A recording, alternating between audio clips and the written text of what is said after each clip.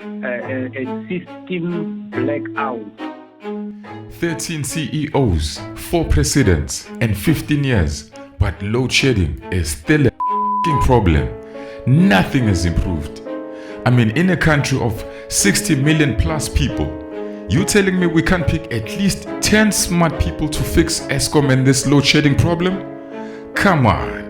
Is our government that useless, or are they that greedy to sacrifice the whole country and financially cripple the economy to benefit themselves and their associates?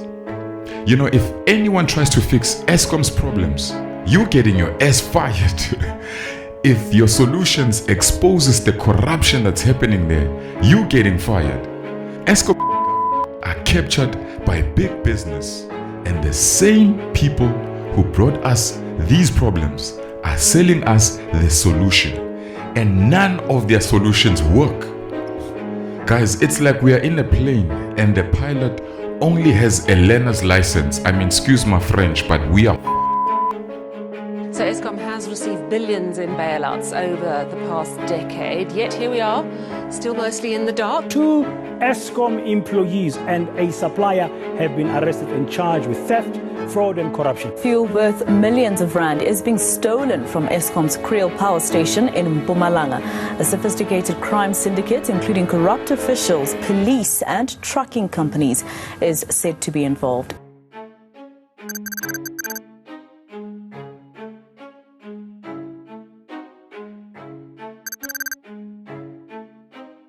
In 1999, the government was given a warning on the fact that we were going to run out of power by 2007 if nothing was done to the Eskom's current infrastructure. And guess what? Nothing was done. You know, Thabo Mbeki and the ANC, they were busy scrabbling for power, trying to keep Zuma out of the picture. And one of the reasons why the government didn't take any action to expand Eskom's capacity before 2007 is because they were already considering privatizing Eskom. They were already planning on selling Eskom for their own benefit. This has been a conspiracy from the jump. You see, Ramaphosa, he was looking at Eskom like a fat-ass chick. He was going to screw it good.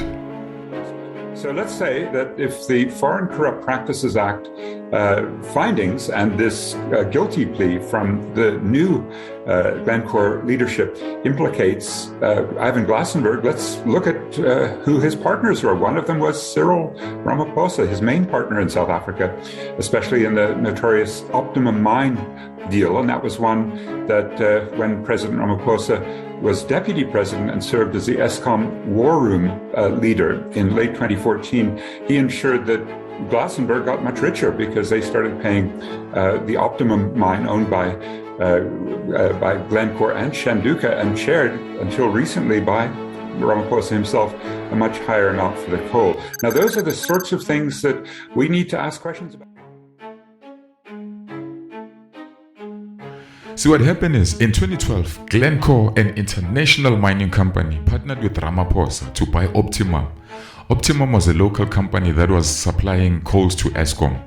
You see, Ramaphosa had a 10% stake in that situation, and at the time, he was the vice president of ANC. He was also put president of Optimum.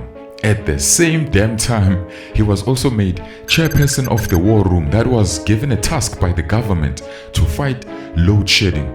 If you look at it, Cyril's interests were conflicted. He was the referee and the player in the same game. I felt that Glencore had been trying to extort 8 billion out of it, and that the president had been made the current president had been made a shareholder in the Optimum, a significant company that is the center of everything that has happened here. I'm saying this now because the fact that while we were recapping that was not mentioned, I hope that it is not being swept under the carpet and being forgotten conveniently.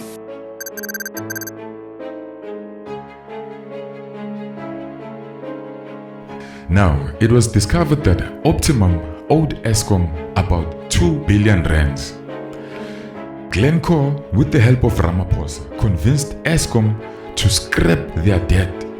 And on top of that, they were charging Eskom inflated prices for the coal they were selling to them. Now, all of this was exposed by the then CEO Brian Molefe at the Zondo Commission when he was questioned about his part in the corruption that happened at Eskom. But here's the funny thing. In 2015, the Gupta brothers bought Optimum with the influence that they had and the friendship that they had with the then President Jacob Zuma and with the help of some Eskom executives, allegedly. Now, Brian Molefe stopped complaining when it was now the Guptas. He didn't try to cancel the contract.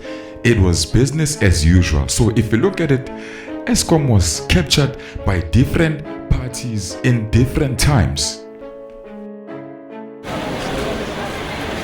It's McKinsey's first admission of wrongdoing since the scandal broke in July. It says an internal investigation found violations of its professional standards but did not uncover any bribery or corruption.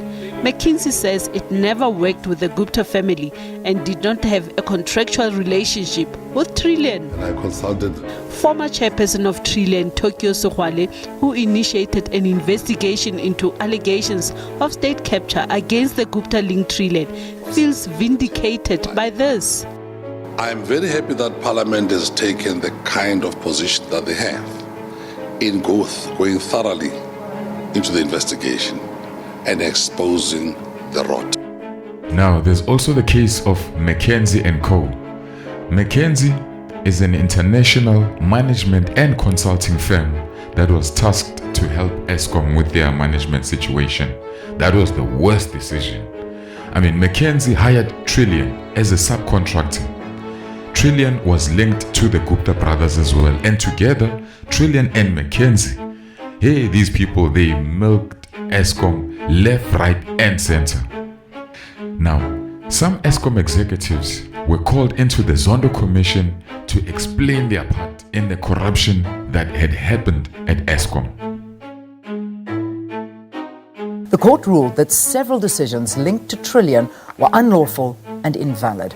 While many may view this as a victory for Eskom, Ted Blom, mining and energy advisor, says this figure is very significant considering the amount of money Eskom actually needs. Certainly, if this is the pace of recovery, it's going to take us more than 240 years to recover all the amounts that are due to Eskom. Yeah, we don't have that on our And in hands. fact, due to the public, because the public has been overpaying for electricity services for the last 10 years. Yeah, it's incredible. I mean, 600 million rand, certainly not an amount to be scoffed at. It's a lot of money. Sure. But It just it gives you the pales size in of the problem, yeah. I suppose it pales in comparison Sure. to what the real figure actually stands at. Absolutely.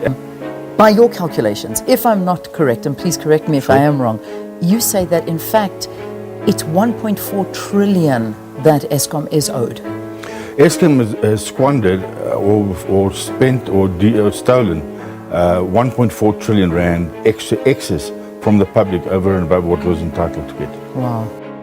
Now, Ramaphosa, Glencore, the Guptas, with the help of Zuma, these people were finessing Eskom quicker than an ugly chick being swindled on Tinder.